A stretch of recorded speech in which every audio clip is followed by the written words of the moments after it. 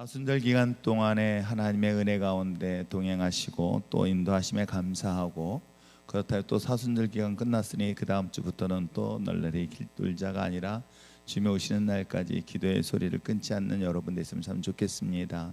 좋은 습관은 계속 몸에 배게 하는 것은 그것이 우리의 신앙의 훈련의 유익 때문이고, 중요한 것은 우리 인간은 부지런한 것보다 게으른 것이 더 익숙해질 수밖에 없다고 한다면 그 게으름을 이겨내기 위하여라도 여러분들이 기도하는 습관을 결단코 버리지 않길 부탁드립니다. 성경을 보고 말씀을 묵상하면서 저는 성경을 보면 이 성경 속에 등장하고 있는 여러 가지 내용 중에서 본문의 내용이 어떻게 전개되어져 가고 있을까와, 그리고 그 본문에 전개되는 내용 속에 등장하는 인물이 있습니다. 예수님을 중심으로 등장하는 인물들을 분석을 하는 경우, 그래서 그것을 통해서 내게 메시지가 어떤 메시지를 전하고자 하는가라는 것들을 성경을 보면서 발견하고 깨닫는 경우가 많이 있습니다. 여러분도 마찬가지일 것이에요. 성경을 보면서 성경에서 이야기하고 있는 저자의 의도를 정확하게 알기 위해서라면 그 내용이 무엇이며, 그리고 그것에 등장하는 사람들이 어떤 역할을 하고 있을까, 그리고 그 역할을 통해서 나와 그 역할을 하고 있는 사람과 비교하면서 나는 그 속에서 어떤 자이며 과연 이것을 통해서 내게 주신 메시지가 무엇일까, 교훈은 무엇일까를 발견할 수 있는 저와 여러분 되어지길 부탁드립니다. 자, 오늘 이 본문의 말씀은 우리가 잘 알고 있는 것처럼 예수님께서 이제 빌라도의 법정에 쓰는 과정들을 소개하고 있는 내용이지요. 그 내용이 아마 다른 본문과 달리 마치 핑퐁처럼 왔다 갔다 하는 장면이 오늘 성경 속에 소개하고 있습니다. 먼저는 예수님을 사형이라는 어떤 그 제목을 어떤 정하기 위해서 이것을 통해서 대제사장과 장로들이 빌라도의 총독 법정에 세우는 그러한 장면들로 시작을 합니다. 예수님을 어떻게 하면은 이 땅 가운데 그 목숨을 해야 할 것인가, 죽일 것인가, 사형이라는 법정 최고형을 언도하게 할까라는 것들을 목적으로 해서 오늘 성경 속에 등장하고 있는 무리들은 결국 장로들과 제사장의 무리들입니다. 그들이 예수님을 어떤 형태의 제목으로 집어넣냐면 반란이라는 제목으로 예수님을 법정에 세웁니다. 참 그것을 보면 지금까지 예수님의 어떤 행위로 자신들은 눈에 가시거리였고 부담스러웠을까. 많은 사람들이 예수님을 따르게 되었고 또 따랐던 무리들뿐만 아니라 예수님이 하였던 말씀 중에서 종교적인 문제가 그들에겐 큰 충격이었고 불편함으로 느껴왔던 것 또한 사실이기도 합니다. 그걸 신성모독이라고 이야기하죠. 그러나 신성모독을 가지고는 생명을 취할 방법이 없으니 로마를 대적하고 반란을 목적으로 해서 자기 스스로가 왕이며 또한 가이사에게 세금을 주지 못하도록 백성들을 선동하고 있다라는 것으로 그런 제목으로 고소와 고발을 하고 있는 내용이 본문의 시작이기도 합니다. 예수님의 입장에서 본다면 이건 황당한 고소요 고발 내용이기도 하죠.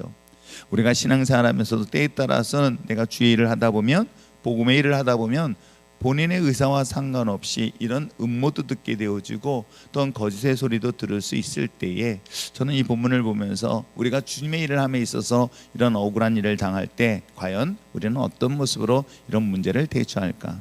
예수님은 오늘 법정에 섰을 때, 빌라도 법정에 섰을 때에 그는 그러한 것들에 대한 제목에 대하여 어떠한 반론도 제시를 하지는 않습니다. 그렇기 때문에 뭐라고 하고 있습니까? 빌라도가 볼 때에 예수님이 재판을 하는데 막상 그가 반란 내지는 선동한 흔적들을 발견할 수 없기 때문에 그가 선택한 것은 무엇입니까? 바로 헤롯이라는 인물에게 패스를 시켜버리는 거예요. 그를 돌려보내서 최소한 이것이 자기에게까지 오지 않도록 이 문제를 해결하려고 했던 것 또한 사실이기도 합니다. 그런 헤롯은 누구십니까? 우리가 잘 알고 있는 것처럼 이스라엘은 로마가 지배를 하고 있고 로마가 지배를 하는 가운데에 그 지역을 직접적으로 다스리는 것보다는 그 지역의 그 나라의 그 족속의 그 민족의 어찌 보면 지도자를 세웁니다. 분봉왕 제도라고 하는 것이죠. 그래서 자치적으로 그 지역 사람들을 돌보고 하는 역할만 하는 것이죠. 그 주된 역할들은 재판권은 없습니다. 그렇기 때문에 그들은 단순히 이스라엘 백성들을 관리하고 세금을 걷어들여서 바로 로마에 올려보내면 이것을 전달하는 역할들이 총독 내지는 그러한 역할들을 하는 바로 로마의 군인들이겠죠. 자, 이런 가운데서 빌라도는 헤롯에게 예수님을 내려보냅니다. 물론 당연히 죄에 대한 증거를 찾을 수 없기 때문이겠죠. 자, 그런데 중요한 것은 헤롯이 그 다음 8절에 등장한 내용인데 뜻밖의 내용인 거예요. 예수님이 온다는 소식 듣고 너무 반가워하고 기뻐하고 있습니다. 왜 반가워하고 있을까, 기뻐할까 생각했더니 본문에는 뭐라고 얘기하냐면 예수님에 대한 소문은 들었던 거예요. 어떤 소문이 들었을까? 야, 많은 표적과 기적을 일으켰던 그런 인물이다 라는 소리를 듣고 헤롯이 그 예수님을 가까이 볼 수 있다는 것, 그리고 또 그가 직접 그런 역사를 일으키는 것을 눈으로 보고 싶다는 그런 기대감으로 예수님을 맞이하게 됩니다. 근데 놀랍게도 또 이 자리에서도 예수님은 그와 같은 요구를 하는 사항을 거절하고 침묵으로 일관을 하지요. 그러니까 어찌 보면 이것이 왕 헤롯의 입장에서는 굉장히 불쾌하고 불편할 수 있습니다. 자기 딴에는 그래도 예수님을 기대하고 그를 본다는 것에 대한 설렘으로 그를 맞이했지만 자신이 무시당한다는 느낌이 들었는지 그 헤롯과 헤롯을 데리고 있는 군병들을 통해서 예수님을 모욕합니다. 그리고 그를 조롱하고 어떻게 합니까?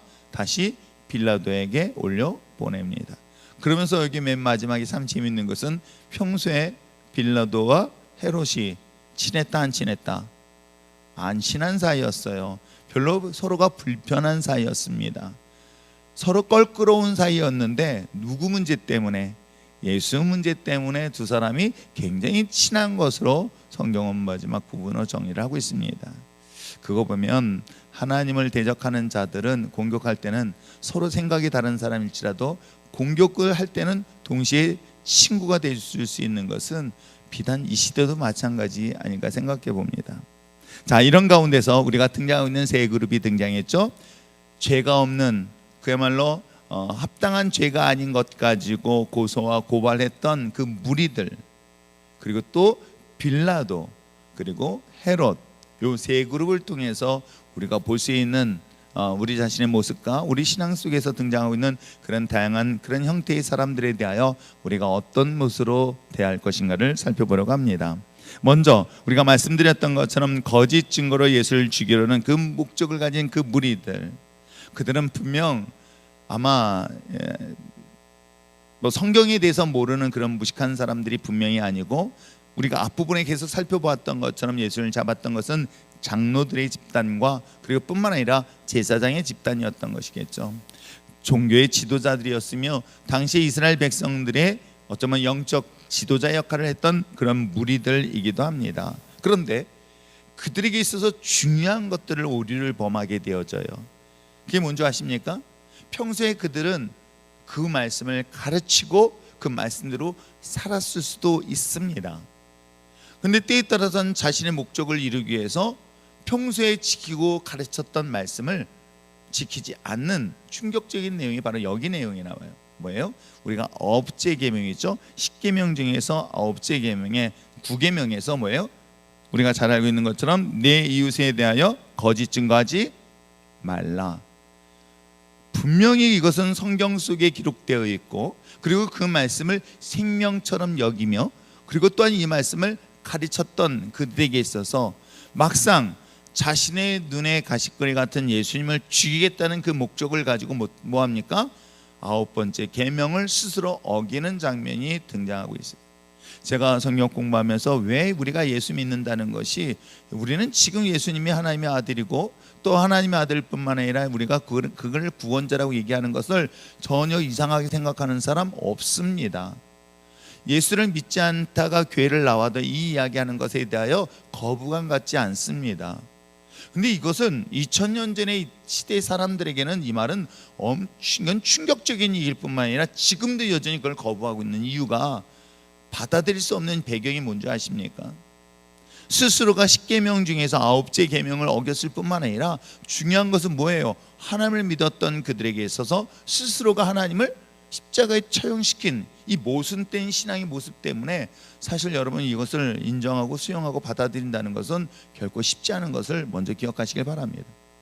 자, 그렇듯이 우리가 하나님의 말씀 앞에 서 있는 저와 여러분이 그 말씀에 대하여 정작 우리의 삶에서 필요할 때는 그 순간에 우리의 그 말씀을 지워버리거나 아니면 감추거나 아니면 거부하고 있는 것은 마치 내가 내 삶 속에서 죄라고 지적하고 있는 것처럼 때에 따라서는 죄가 가까이 있을 때는 주님을 내 마음속에 두기를 불편해하거나 거부하는 현상이 아마 이 본문을 통해서 소개하고 있는 또 하나의 모습이 아닐까 생각해 봅니다.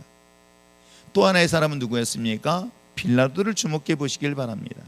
분명 그는 예수님을 보면서 예수님을 신문하면서 그가 죄가 없다는 사실을 분명히 보고 알게 됩니다. 근데 문제는 뭡니까? 죄가 없다는 것을 판정할 수 있는 위치에 있어요.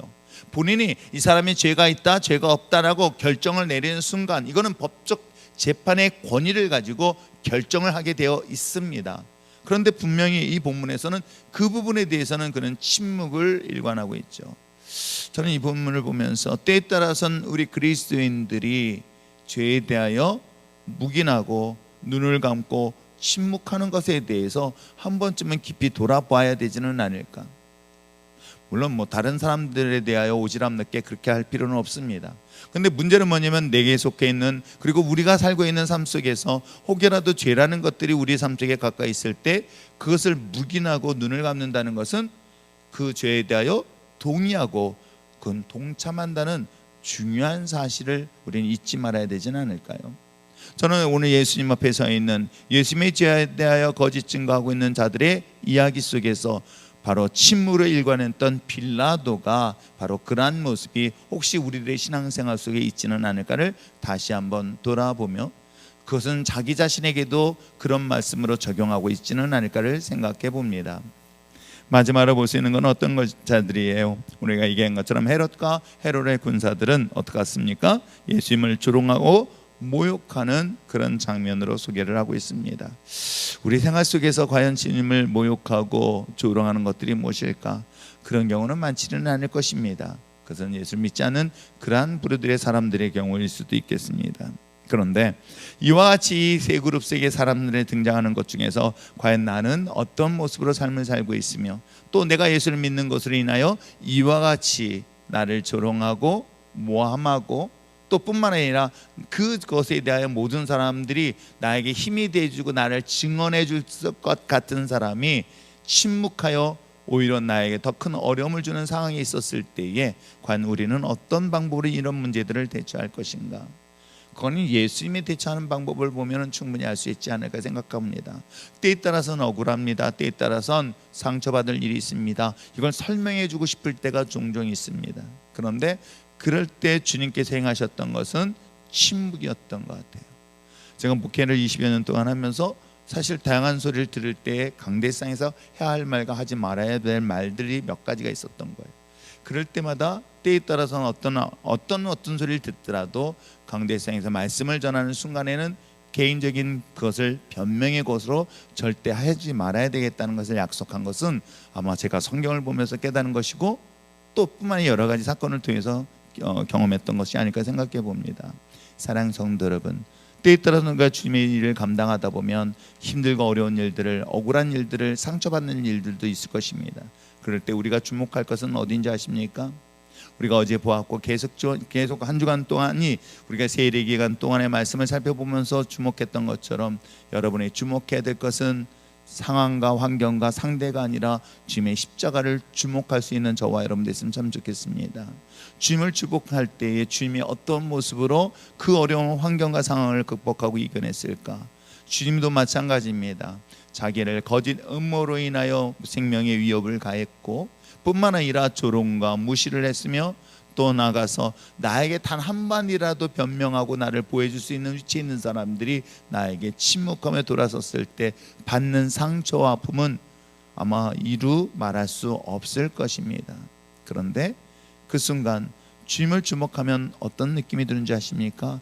나 같은 죄인이 감히 주님이 가시는 그 길에 동참하고 동행할 수 있는 것이 얼마나 큰 기쁨이고 감사한 일인지 아십니까?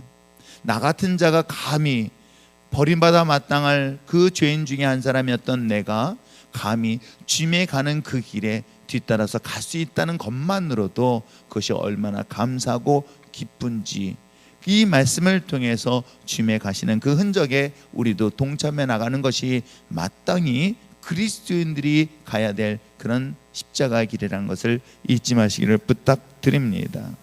우리들의 삶 속에서 주님의 십자가의 은혜를 바라보며 그 십자가의 길 속에서 오직 나의 삶을 통하여 십자가의 흔적만을 세상 속에 전하고 나눌 수 있는 아름다운 율전의 신앙 공동체가 되시길 부탁드리고, 특별히 사순절 기간, 고난 주간, 그리고 더 나아가서 이것으로 끝나는 것이 아니라 주님이 오시는 그날까지 이제는 그 이후의 십자가를 우리가 주님의 십자가를 짊어지고 주님이 가셨던 그 십자가의 흔적을 삶 속에서 계속 되새기면서 기억하면서 바라보면서 믿음으로 승리하여 주님 오시는 날까지 마지막까지 승리하여 주님의 영광의 자리에 쓸 수 있는 아름다운 율전의 공동체가 되길 주님으로 축복합니다.